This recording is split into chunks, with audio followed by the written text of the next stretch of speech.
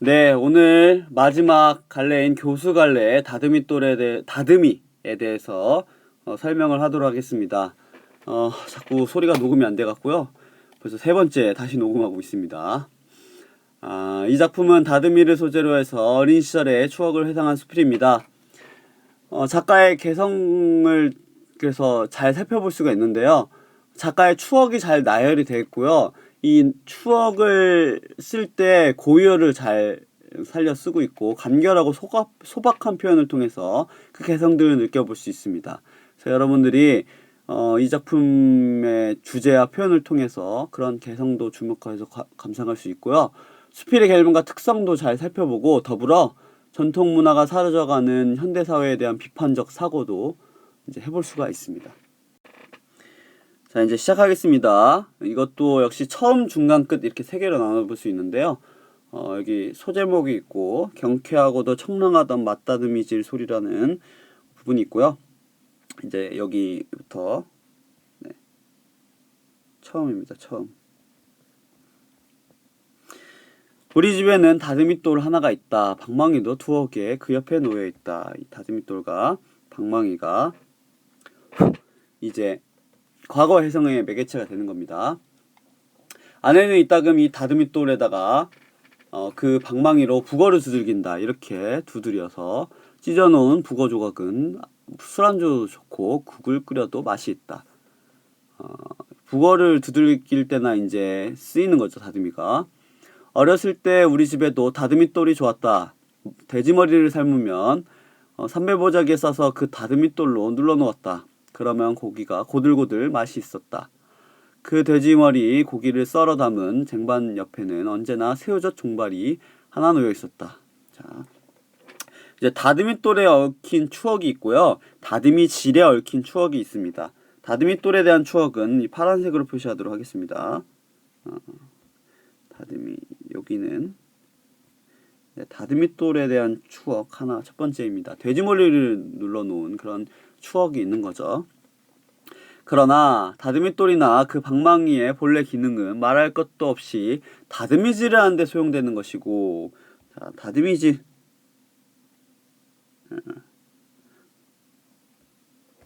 자, 다듬이질. 이게 주 기능이라는 거죠. 주 기능. 자, 북어를 두드리거나 돼지머리를 누르는데 쓰이는 것이 아니다. 요거는 그냥 부가적인 기능이라는 거죠. 왜? 이게 굉장히 무겁고 이렇게 모양이 단단하기 때문에 이렇게 이런 데 가끔 이제 쓰인다는 거죠. 요 얼마 전에 이사를 한 일이 있다. 자, 이사를 했기 때문에 이제 떠오르는 이제 추억들이 있는 거죠. 그때 나는 다듬이돌을 들어다 실으면서 잠시 어린 시절을 생각했다. 나는 어려서 다듬이질을 하는 것을 많이 보았다. 풀 먹인 흰 빨래가 꼿꼿해지면 다듬이돌에 맞게 네모로 접어놓고 방망이질을 했다. 빨래가 너무 마르면 입으로 물을 뿜어서 다시 꼿꼿하게 한 뒤에 다듬이질을 했다. 나는 이따금 바가지로 찬물 심부름도 했다. 라고 나와 있네요. 다듬이돌을 보고 다듬이질에 대한 기억을 이제 떠올리기 시작하는 겁니다. 이제 본격적으로 여기서부터 여기까지가 이제 처음이 있고요. 여기서부터 이제 중간이 되겠습니다. 중간에서부터 이제 다듬이에 관련된 이제 추억들이 쭉 나옵니다. 다듬이질은 혼자서도 하고 둘이 마주 앉아 하기도 했다. 혼자 하는 소리는 좀 둔탁한 느낌이었지만 맞다듬이질 할 때 그 소리는 경쾌하고도 청량한 것이었다.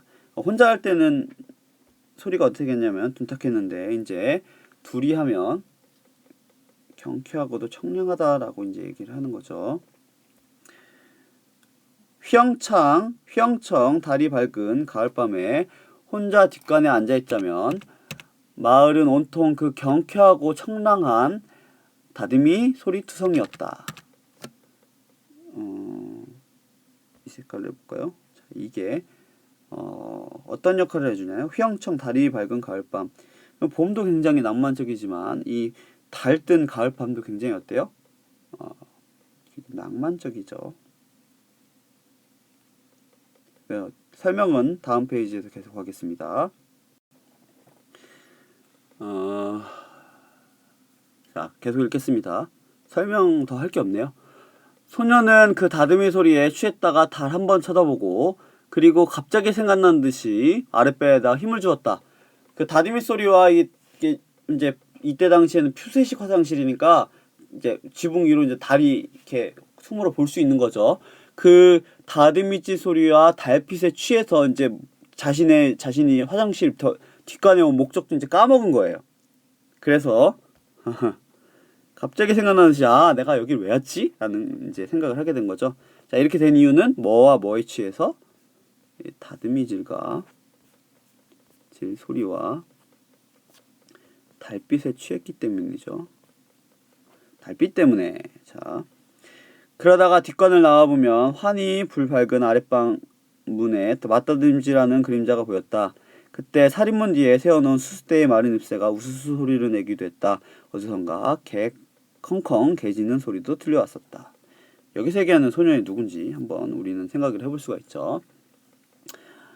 아까 다듬이 돌에 대한 추억이었죠. 이제 다듬이 질에 대한 추억 빨간색으로 표시하겠습니다. 여기까지는 다듬이 질에 대한 추억 첫 번째입니다. 달 밝은 가을밤의 다듬이질 소리에 대한 추억이 이제 떠오르는 거죠. 그 다음에 다듬이질을 하다가 밤이 이슥해지면 감 껍질 말린 것을 내어놓고 주근주근 먹었다.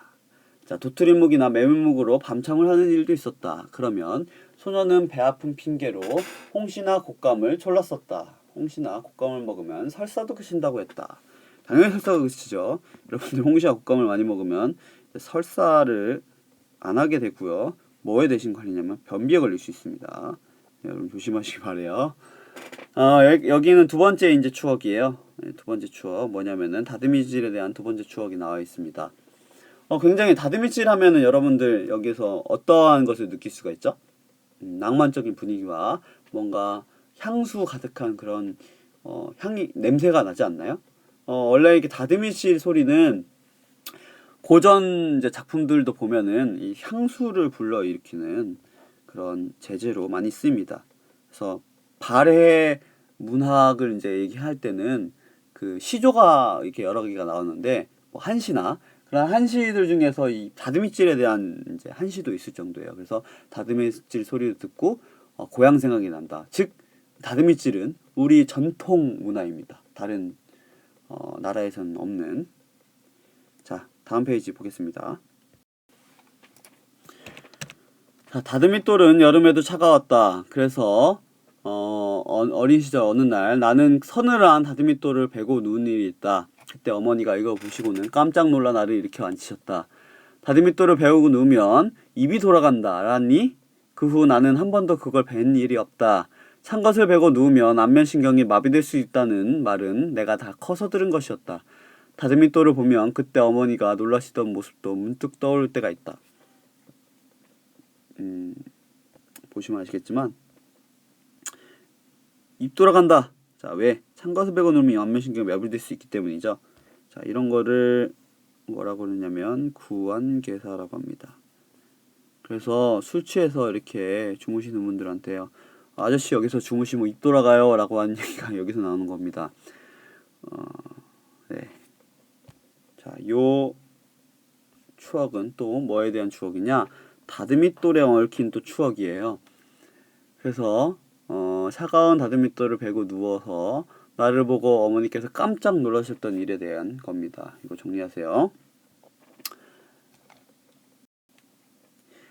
다듬이 빵망이를 보아도 또 생각나는 것이 하나 있다. 새로운 추억에 대해서 얘기를 하겠죠. 중학교 3학년 때 우리는 산골로 피난을 갔었다. 피난을 갈 만한 일이면 전쟁이나 뭐 그런 거겠죠. 그런데 그 이듬해 호열자가 돌아서 온 동네에 울음소리가 끊을 날이 없었다. 호열자가 밑에 나와 있지만 콜레라예요. 그래서 어린 아이들은 이제 그 병 때문에 죽을 수도 있는 거죠. 그때 3살이던 내 아우도 그 무서운 병에 걸리고 말았다. 어머니는 아이를 안고 하루 24시간씩 한 주일을 견디셨다. 그러니까 한숨도 못 주무셨다는 얘기죠. 온몸에 마마 같은 것이 마치 팥을 삶아 뿌린 듯이 돋아서 방바닥에 누울 수가 없었다. 그러니까 천연두가 나면 이제 막 이렇게 수포가 나죠.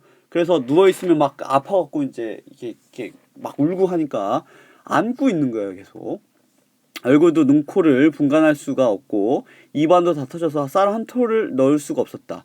이 이제 밑엔 이제 호열자에 대한 설명을 보면 알 수 있지만 구토나 설사를 계속해서 탈수 증상이 일어나서 이제 영양실조나 이렇게 급성 탈수 뭐 영양실조 뭐 이렇게 오는 거예요. 거기다 근육은 막 경련 일으키지. 그러니까 막 애기들이 막 견디질 못하는 겁니다.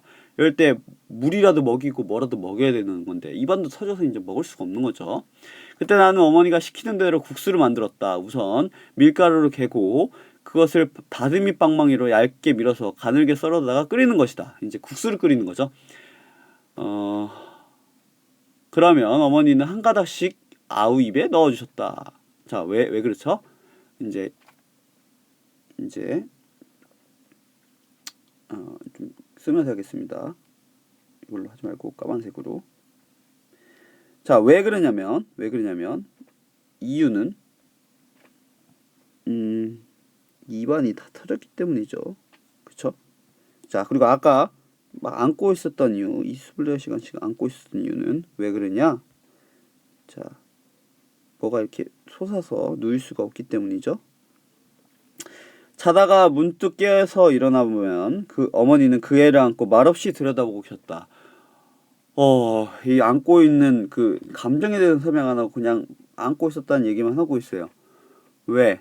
아우가 굉장히 걱정되기 때문이죠. 그것은 이 세상에서 가장 슬픈 눈, 가장 간절한 기원이 담긴 눈이었다. 이제 글 쓰는 이는 이렇게 보고 있는 거예요. 그렇게 보고 있는 거예요. 이렇게 보고 있는 겁니다. 그렇죠? 여기에는 뭐가 들어있을까요? 굉장히 애절한 어머니의 사랑이 들어있죠. 아, 우리 어머니의 그 애절한 기구가 하늘에 사무쳤음인가? 내 어느는 마침내 살아났다. 이렇게 많은 아이들이 죽어서 위에 그 울음소리가 끊일 날이 없었다고 했죠. 근데 그 아이는 이제 아우는 살아난 거예요. 그 애가 결혼식을 마치고 신혼여행을 떠날 때 시간이 굉장히 많이 지난 후죠. 나는 그 뒷모습을 바라보면 어머니의 그 눈을 생각했었다. 그 바라봤던 그 기억이 떠오르는 거죠. 그의 콧잔등에는 지금도 이 마마 자국이 몇 개 흩어져 있다. 어머니를 굉장히 애타게 했던 이 호열자의 흔적이죠. 하지만 그 애는 그 자국의 어린 슬픈 사연을 모를 것이다. 왜? 그때 당시에는 몇 살이었으니까 이때 3살이라고 나와 있죠. 굉장히 어린 나이예요. 그래서 알 수가 없습니다. 아니, 이 글을 쓰는 나 자신은들 무엇을 안다 하랴. 그 어머니의 사랑은 어머니밖에 모르시겠죠. 그래서 이렇게 표현을 하는 겁니다. 여기까지가 중간이에요. 마지막 끝. 자, 이제 다듬이돌은 서서히 사라지고 있다. 바야흐로 지금은 물에 빨아서 다리지도 않고 입는 옷의 시대인 것이다. 그래서 내 안에는 그것으로 부거나 두드릴 뿐이다. 굉장히 여기에 드러나 있는 감정, 안타까움이죠. 아쉬움, 이런 것이 드러나 보입니다. 핵심 정리하겠습니다. 갈래는 수필이고요. 성격은 회상적, 서정적입니다. 그래서 옛날의 과거를 돌아보고요. 그다음에 굉장히 아까도 얘기했지만 그 밝은 달, 거기에 다듬이질 소리, 굉장히 서정적이죠. 네, 서정적인 성격을 갖고 있고요. 제재는 다듬이, 문체는 간결체입니다. 간결하게 쓰고 있죠. 주제는 사라져가는 전통 문화에 대한 아쉬움입니다. 특징은 고유어를 주로 사용하여 우리말의 아름다움을 잘 드러내고 있고요. 소재에 얽힌 일화를 삽입하여 주제를 드러내고 있습니다.